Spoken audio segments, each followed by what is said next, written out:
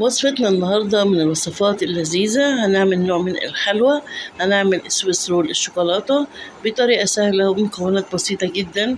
لو عندك بقى ضيوف أو عندك أي مناسبة ممكن تعمليها، ما بتاخدش أي وقت ومكوناتها زي ما قلتلك بسيطة جدا. هنقول بسم الله ونبدأ وصفتنا مع بعض. أول حاجة هجيب 3 بيضات بدرجة حرارة المطبخ، وعلشان وصفتنا النهاردة تكون ناجحة لازم البيض يكون مش من التلاجة، يكون بره التلاجة بقاله على الأقل ساعتين. بعد كده هجيب المضرب وابتدي أضرب البيض لغاية ما يوصل للون الأبيض ده مع كوباية إلا ربع من السكر. هنزل بقى بكوباية من الدقيق مع نص كوباية من الكاكاو مع ذرة الملح، وكمان عندنا نص معلقة كبيرة أو معلقة صغيرة من البيكنج باودر. كل الكلام ده هضربه مع بعض، بس لازم الأول ننخله كويس أوي. الكاكاو بيتبقى فيه حبيبات صغيرة بالشكل ده، فلازم يتنخل. بعد ما نخلت الكلام ده مع بعض وحطيته على السكر والبيض، ابتدي اضرب بقى بمضرب يدوي او مضرب كهربائي. المهم نحصل على القوام ده.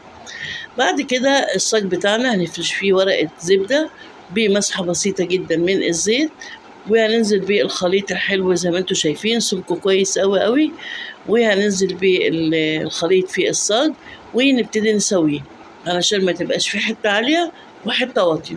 ابتدي بقى اسويه بالشكل ده كده، وطبعا بعد ما نسويه بخبطتين حلوين كده على الرخام او على الترابيزة علشان لو في اي هواء يخرج منه. تمام كده لغاية الوقت. بعد كده بقى الفرن شغال على درجة حرارة 180، أخد بالظبط 10 دقايق مش أكتر من كده. بعد كده بقى وهو سخن لسه هقلبه على الناحية التانية، وهلفه بالورقة اللي احنا كنا حاطينه بسوانا بيها بورقة الزبدة. هلفه بقى رول كده، وأهم حاجة وهو سخن عشان ياخد وضع اللفة بسهولة.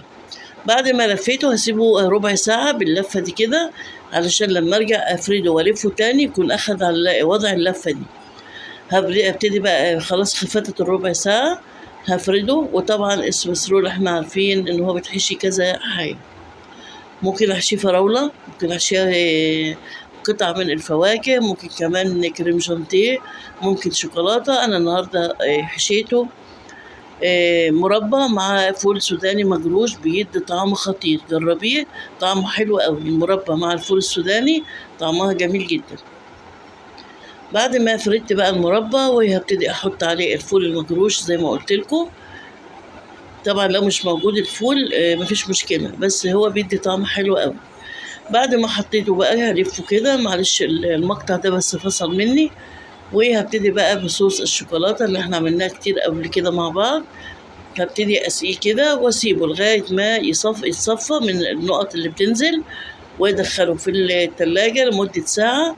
طبعا يكون ماسك عشان نبدا نقطعه مع بعض. بعد ما سبته بالظبط ساعه في التلاجة هبتدي بقى كده اقطعه. طبعا الحجم اللي انت حابه تقطعيه، فانا قطعته بالحجم ده كده حلو قوي. شايفين متماسك كده وشكله حلو قوي كده. وصفتنا انتهت، اتمنى تجربوه. باي باي.